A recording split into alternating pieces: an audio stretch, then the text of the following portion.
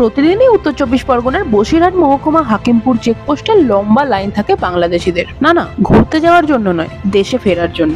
অর্থাৎ এক কথায় বলতে গেলে এতদিন যে বাংলাদেশিরা ভারতের মাটিতে ছিল, তারাই এখন দেশে ফেরার হিড়িক লাগিয়েছে। প্রায় প্রতিদিনই ব্যস্ততার মধ্যে দিয়ে দিন কাটাচ্ছে বাংলাদেশ ও ভারতের সেনাবাহিনী। প্রশ্ন হলো, এত বাংলাদেশি কোথায় ছিলেন? প্রাক্তন রাজ্য সরকার তো বারবার দাবি করেছে পশ্চিমবঙ্গে বাংলাদেশিরা নেই। তাহলে কি সত্যিই তারা জানতেন না, নাকি জেনেও না জানার ভান করেছিলেন এতদিন? কয়েকজন বাংলাদেশের কথা শুনলে তো রীতিমতো অবাক হবেন। তাদের মধ্যে কেউ বলছেন ডাক্তার দেখাতে এসে প্রায় 2 বছর এখানে থেকে গেছেন।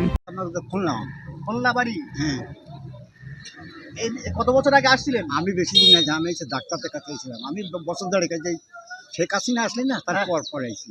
আচ্ছা, তারপরে এখন দেখাই ফিরে যাচ্ছেন কেন? হ্যাঁ, এখন ফিরে যাচ্ছেন কেন? আমার অসুখ সারিয়ে গেছে। আচ্ছা, এইখানে কোথায় থাকতেন? এই তো আমাকে তো বাংলাদেশের মানুষ ছিল, তবে যে সেখানে এরকমই ওরকমই একা মানুষ খাতাম। আচ্ছা আচ্ছা, আমি এরকম বাংলাদেশের কোথায় বাড়ি? খুলনা করলাম তো, দৌলতপুর থানা। কি নাম আপনার? সাই। কোন বর্ডার দিয়ে গিয়েছিলেন?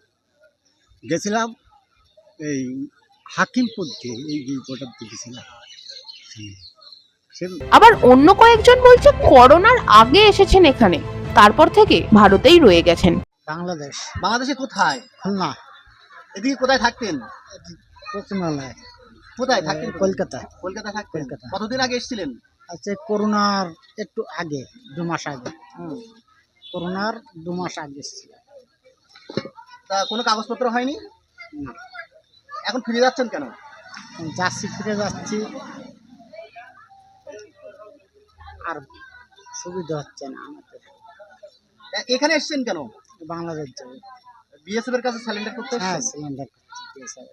কি নাম আপনার? এসকান্দার। এবার এত কিছুর পর প্রশ্ন হলো, যারা ডাক্তার দেখাতে এসেছিলেন বা যারা করোনার আগে এখানে এসেছিলেন, তারা সকলেই রয়ে গেলেন এটা নিজের দেশ ভেবে। সেটা কি প্রাক্তন রাজ্য সরকার জানতে পারেননি, নাকি তাদের নজরে আসেনি, নাকি আসল সত্যিটা জেনেও তারা নজর এড়াতে চেয়েছেন? বসিরহাট থেকে পশুপতি দাসের রিপোর্ট, নিউজ পোল বাংলা।